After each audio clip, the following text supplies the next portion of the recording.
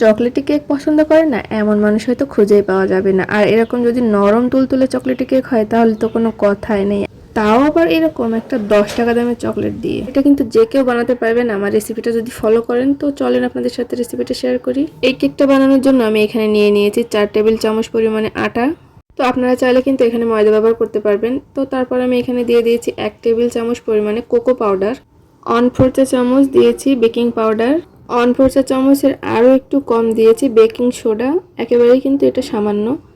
তো এটা দিয়ে কিন্তু আমি ভালো করে এভাবে মিশিয়ে নিচ্ছি শুকনো উপকরণটা।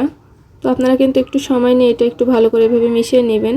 তো প্রথমে আমার লবণটা দিতে মনে ছিল না, তো এখন লবণটা দিয়ে দিয়েছি। আর লবণটা কিন্তু দিয়েছি একেবারেই সামান্য, আপনারা যদি চান দিতেও পারেন আবার স্কিপও করতে পারেন। শুকনো উপকরণগুলো আমি মিশিয়ে এক সাইডে রেখে দিয়েছি। আর এখানে একটা পাত্রে ডিম ভেঙে নিয়েছি, আর এখানে কিন্তু একটা ডিম নিয়েছি আর কুসুমটা সুন্দরভাবে তুলে নিয়েছি। এখন এটা কিন্তু বিট করছি। এখানে কিন্তু আমার একটা ডিম দিয়ে 1/2 পাউন্ডের মতো কেক হবে। আপনারা যদি এই ফোমটা সুন্দরভাবে তৈরি করতে পারেন আপনাদের কেকটা কিন্তু অনেক নরম তুলতুলে হবে। এখানে কিন্তু আমি চিনি দিয়ে দিয়েছি 1/4 কাপ। তো এটা কিন্তু আমি একেবারে দিইনি, 2-3 বার এরকম ভাগ ভাগ করে দিয়েছি আর এইভাবে একটু বিট করে নিয়েছি। চিনিটা যতক্ষণ পর্যন্ত গলবে না ততক্ষণ কিন্তু এটা ভালো করে এভাবে বিট করে নিতে হবে। তো এটা যখন আমি এভাবে বিট করছিলাম তারপরে কিন্তু আস্তে আস্তে এভাবে একদম ক্রিমির মতো হয়ে আসছিল, তখন কিন্তু আমি দিয়ে দিয়েছি যে কুসুমটা তুলে রেখেছিলাম সেই ডিমের কুসুমটা। তো ডিমের কুসুমটা দিয়েও কিন্তু আমি একটু ভালো করে এভাবে বিট করে নিচ্ছি। দিয়ে দিচ্ছি 1/4 চা চামচের মতো ভ্যানিলা এসেন্স, আপনারা চাইলে এটা বাদ দিতেও পারেন। 1/4 চা চামচের মতো দিয়ে দিয়েছি চকলেট ইমালশন, এটা দিয়েও কিন্তু আমি ভালো করে বিট করে নিয়েছি। আর সবশেষে দিয়ে দিয়েছি 1 টেবিল চামচ পরিমাণে সয়াবিন তেল। এখানে কিন্তু তেলটা দেওয়ার পরে আমি 30 সেকেন্ড মতো এভাবে বিট করে নিয়েছি। আর একটা কথা আপনাদেরকে বলে রাখি, এখানে আমি যে মাপটা দেখিয়েছি এই মাপে যদি আপনারা করতে পারেন কেকটা তাহলে কিন্তু আসলেই কেকটা একেবারে পারফেক্টভাবে হবে। এখন এটা বিট করা শেষ হয়ে গিয়েছে। এখন যে আগে থেকে শুকনো উপকরণগুলো আমি ভালো করে মিশিয়ে রেখেছিলাম সেটা কিন্তু এভাবে একটা ছাঁকনির সাহায্যে চেলে নিয়েছি। বিটারের যে কাঁটাটা ছিল সেটা দিয়েই আমি ভালো করে শুকনো উপকরণগুলো মিশিয়ে নিচ্ছি। এই কাজটা কিন্তু খুব তাড়াহুড়ো করা যাবে না, একটু ধীরে সুস্থে করতে হবে, নাহলে কিন্তু ডিমের যে ফোমটা আছে ওটা কিন্তু বসে যাবে, তখন কিন্তু কেকটা আবার ভালো হবে না। এখন 1 টেবিল চামচ পরিমাণে জাল করা দুধ দিয়ে দিয়েছি, দিয়ে এটা ভালো করে মিশিয়ে নিয়েছি। দেখতেই পাচ্ছেন কেকের ব্যাটারটা কিন্তু খুব সুন্দরভাবে হয়ে গিয়েছে। এখন একটা পাত্র নিয়েছি আর এই পাত্রটাতে কিন্তু আমি কিছুটা তেল দিয়ে এভাবে ঘুরিয়ে নিচ্ছি। আর এটাতেই কিন্তু আমি এখন কেকটা বেক করতে দেবো। এখানে আমি 1 চামচের মতন আটা দিয়ে দিয়েছি আর আটাটা এভাবে ভালো করে ঘুরিয়ে ঘুরিয়ে চারিদিকে এভাবে সুন্দর করে মাখিয়ে নিচ্ছি। আর বাকি যে আটাটুকু ছিল সেটুকু কিন্তু ফেলে দিয়েছি। এখন যে কেকের ব্যাটারটা ছিল সেটা কিন্তু সম্পূর্ণটা এভাবে উঁচু থেকে একটু ঢেলে দিয়েছি। কেকের ব্যাটারটা সম্পূর্ণ দেওয়ার পরে এরকম করে একটু ভালো করে হাত দিয়ে এরকম ঝাঁকিয়ে নিচ্ছি যাতে ভিতরে এয়ার বাবলস না থাকে, সবগুলো যেন বের হয়ে যায়।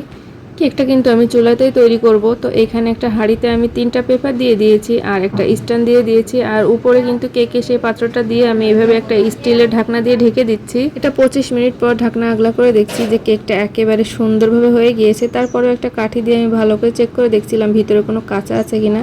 এটা যেহেতু 1/2 পাউন্ড কেক তাই এটা কিন্তু 20 থেকে 25 মিনিট সময় লাগবে। এখন একটা ছুরির সাহায্যে আমি এইভাবে কিন্তু কেকটা উঠিয়ে নিচ্ছি। তো দেখতেই পাচ্ছেন কেকটা কত সুন্দরভাবে উঠে এসেছে। আর কেকের নিচে কিন্তু একটা মনে হচ্ছে যেন কাগজের মতো একটা পর্দা পড়েছে, তো এটা কিন্তু উঠিয়ে ফেলে দিলেই হয়ে গেল। দেখতেই পাচ্ছেন কেকটা কিন্তু অনেক সুন্দর হয়েছে আর এটা দেখতে কিন্তু অনেকটা লোভনীয় হয়েছে। আর এটা এতটা নরম, আপনারা যদি এভাবে না বাড়িতে বানান তাহলে কিন্তু বুঝতেই পারবেন না। এখন কিন্তু সেই চকলেটটা আমি এখানে নিয়ে নিয়েছি আর একটা বাটিতে কিন্তু চকলেটগুলো এভাবে ভেঙে দিয়ে দিচ্ছি। তো এটা কিন্তু আমি এখন গলিয়ে নিব।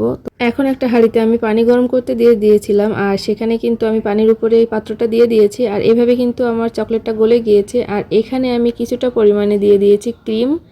তো এটা কিন্তু আমার ভিভো ক্রিম ছিল, তো দিয়ে এটা ভালো করে এভাবে মিশিয়ে নিয়েছি। আর এখন যে কেকটা ছিল সেই কেকের উপরে কিন্তু এভাবে দিয়ে দিয়েছি। ক্রিমটা একটু চারদিক দিয়ে ভালো করে দিবেন তাহলে কিন্তু খেতেও ভালো লাগবে। চারদিক থেকে যখন ক্রিমটা পড়বে তখন কিন্তু অনেকটা ভালোই লাগবে।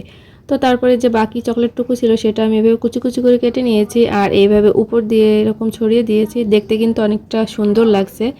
তো আপনারা চাইলে কিন্তু অন্যরকমভাবে ওটা সাজাতে পারবেন। তো আমি এইভাবে সাজিয়েছি আর এখন এটা আপনাদেরকে একটু কেটে দেখাচ্ছি কতটা নরম হয়েছে কেকটা।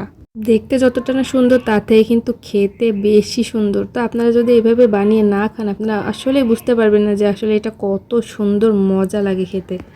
আপনারা হয়তো দেখেই বুঝতে পারছেন কেকটা কতটা নরম হয়েছে। তো আপনারা চাইলে কিন্তু এরকম নরম তুলতুলে চকলেটি কেক বাসায় খুব সহজেই বানিয়ে নিতে পারবেন। আর আজকের রেসিপিটা আপনাদের কাছে কেমন লেগেছে অবশ্যই কমেন্ট করে জানাবেন। এরকম নিত্য নতুন রেসিপি পেতে আমার পেজটাকে ফলো দিয়ে পাশেই থাকবেন। সবাইকে অনেক অনেক ধন্যবাদ। আল্লাহ হাফেজ।